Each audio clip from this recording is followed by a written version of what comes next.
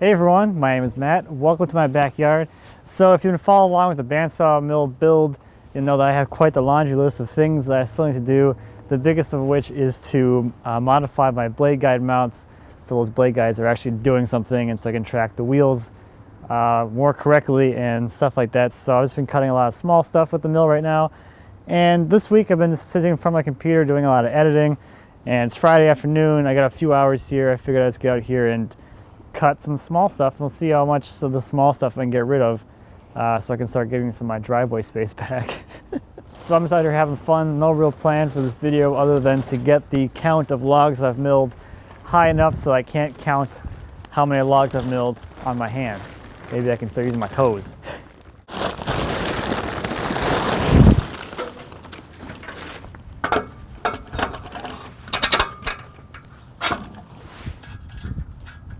And since people don't seem to like my arm exercise machine,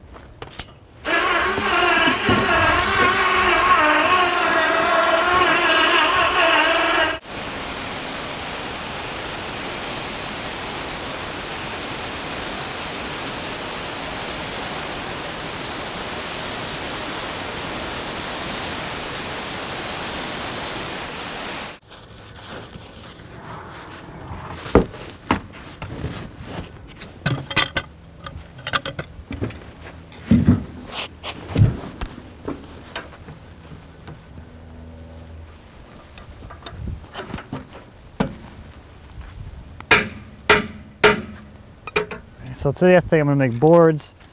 So I gotta set the saw head to 12 inches.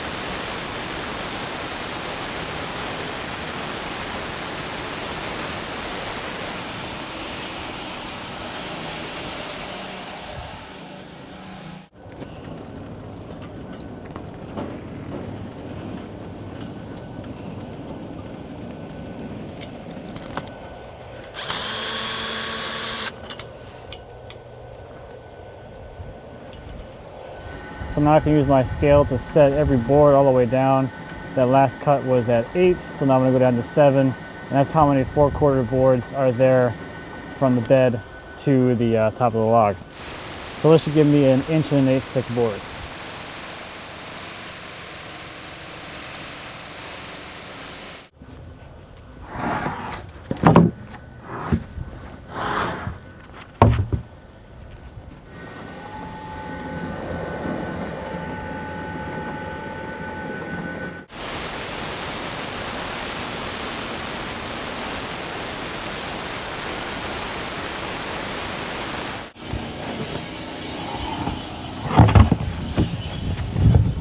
Alright, just repositioned the clamps and the side stops so I can theoretically make cuts all the way down to the bed now. There are 6 boards left here.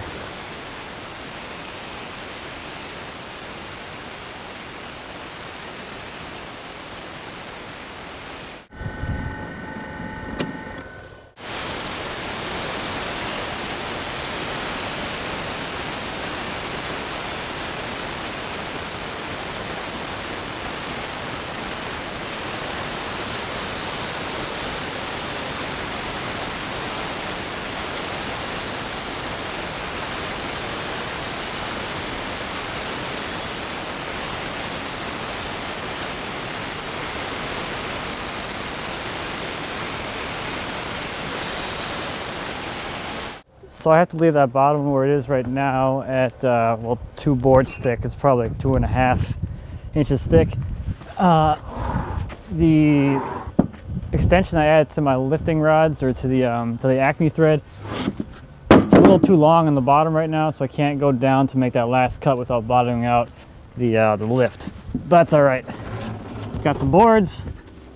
We got some, what is this? Let's see what it ends up being here.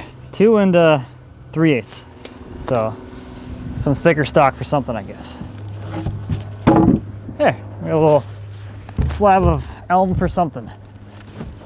I think this thing just needed some time to wear in too, because it's a lot easier to move now than it was when I first started. So maybe it just needed some time to wear in. I don't know. All right, let's make something out of this. Oh boy. Very knobby.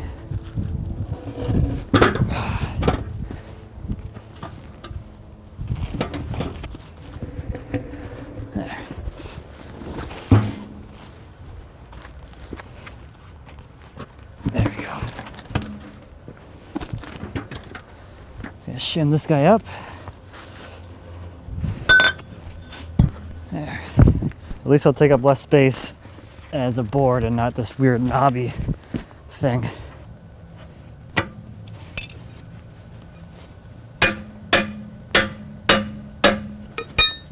Eight inches off the bed.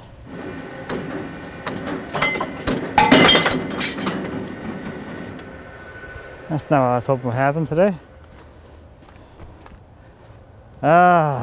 So you can see I still haven't actually installed a tensioner for this chain. I just have an idle sprocket clamped up there, mounted in this piece of tube.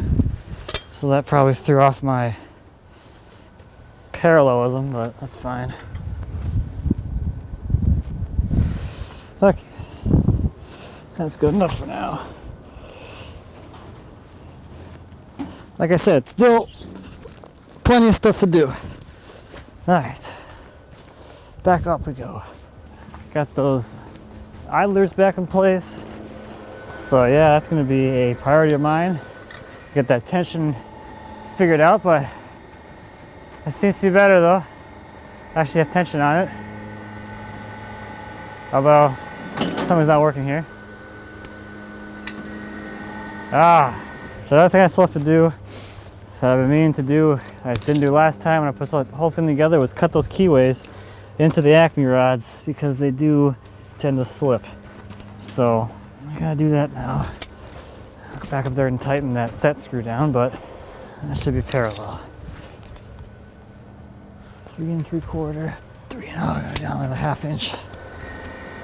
I'm gonna go tighten that set screw, and then this should be working again as the sun starts setting. Oh, that's how this always works. Sunset so early. Oh yeah, it's loose. There we go. So that's another thing I have to do, is cut those keyways into those Acme rods. Take care of that at some point. For now though, I've just been watching it to make sure the rods are turning. Let's see, up.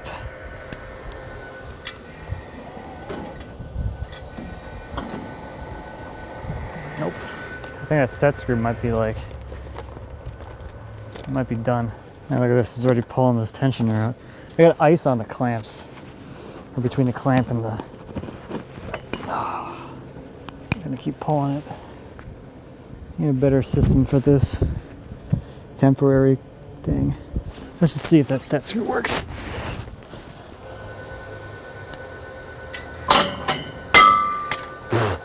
Like I said, that was coming off. Oh yeah, this clamp hit's covered in ice. I wonder if it slips.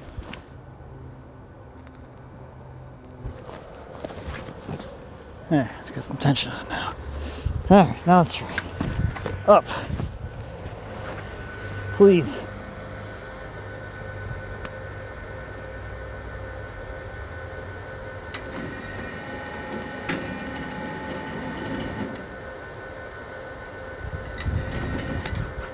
Oh, again. Okay, well, I guess that's about it for now. All right, I have something that seems to be working now. So now I can make this cut.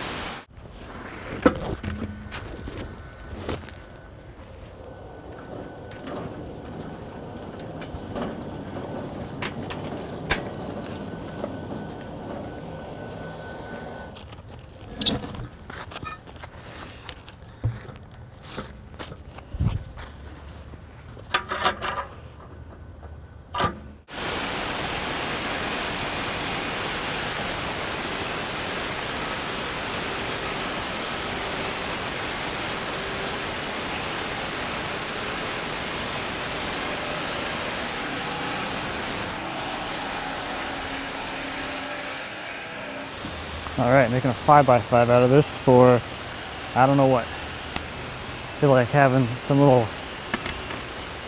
beam type things would be pretty handy for, I don't know, putting logs and stuff on.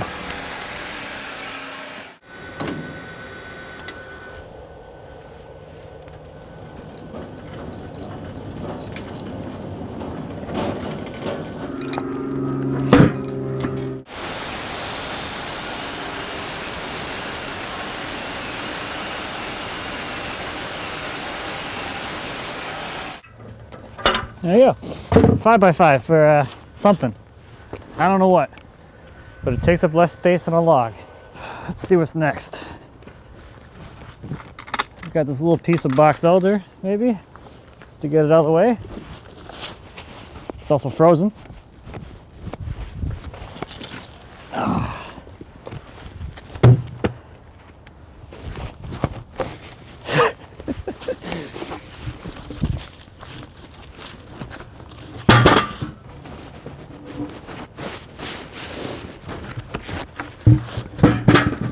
Whew. 8.5.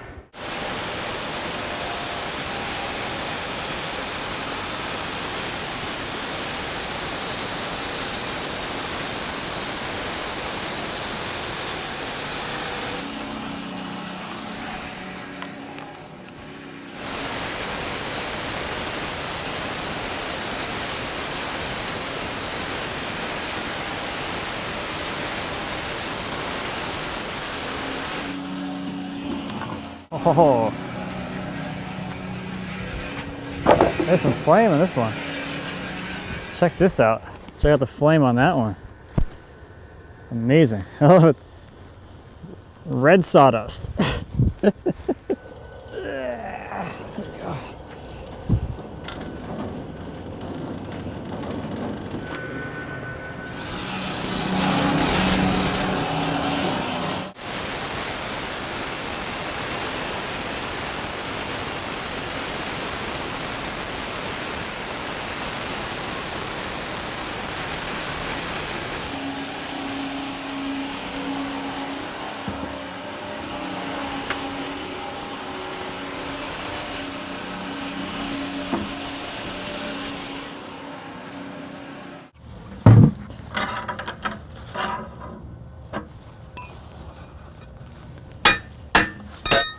So now I'll find the closest 4/4, which is 5 boards, so we'll go down to that.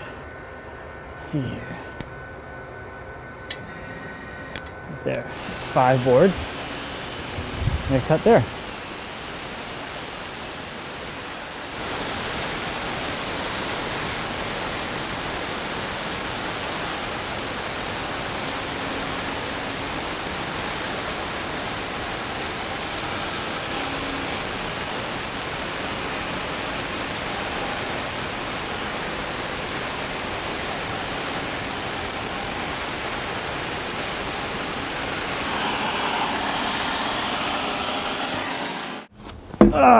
Right.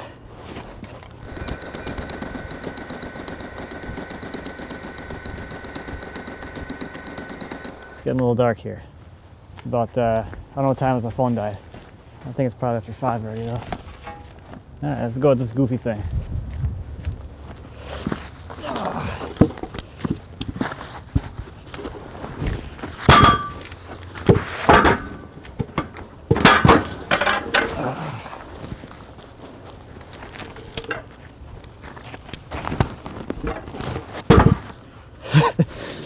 Now this is goofy.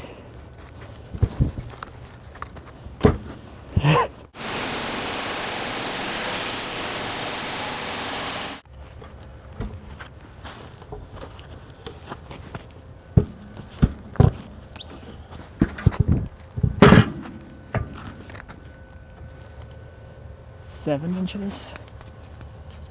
Yeah, this is 7.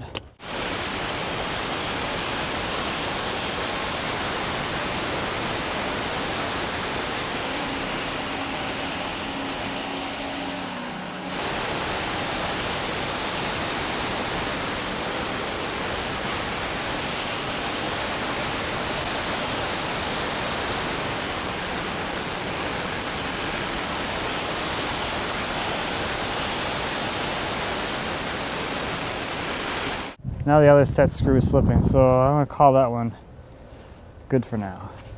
Yeah, because I gotta realign the head again. That's just annoying.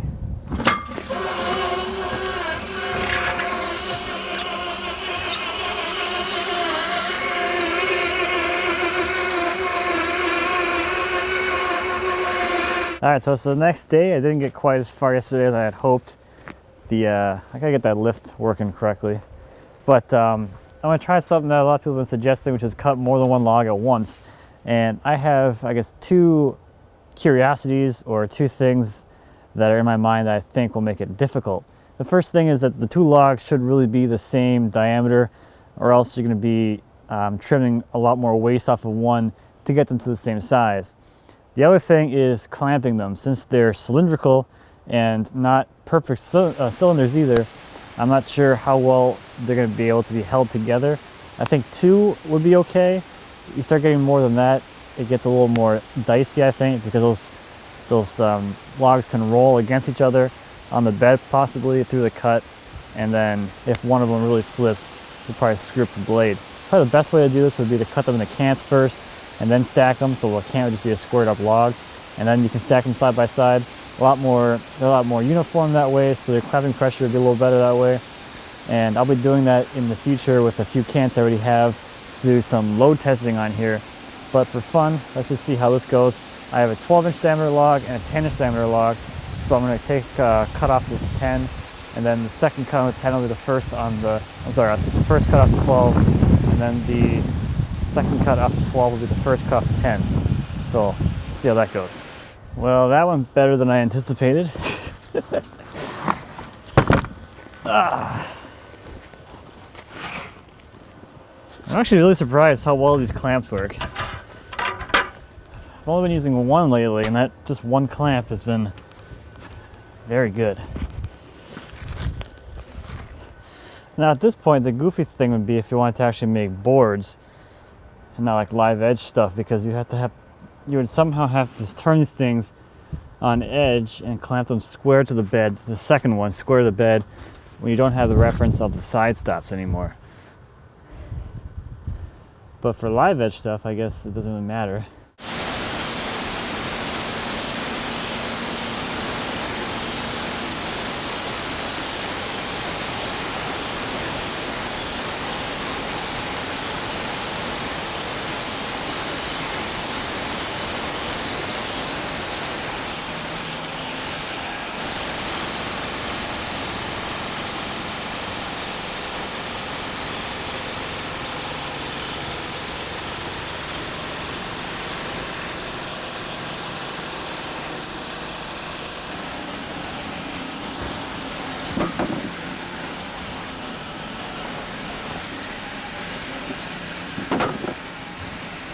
Tell you what, that dull blade is not liking this one. You can really feel the resistance now.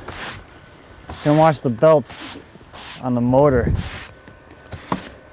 They're just pulling on those things.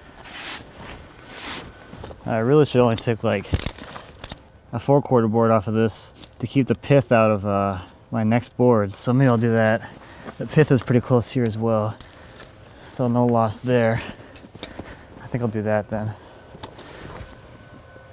Yeah, I'll take a 4/4 board next. Yeah, so that'll leave me with a piece of 8/4 and a piece of 4/4 on the bottom probably.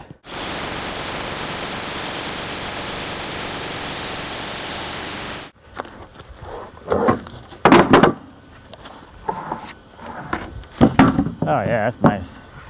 That's beautiful. Wow. Look at that. Isn't that just beautiful? Look at that color. Wow.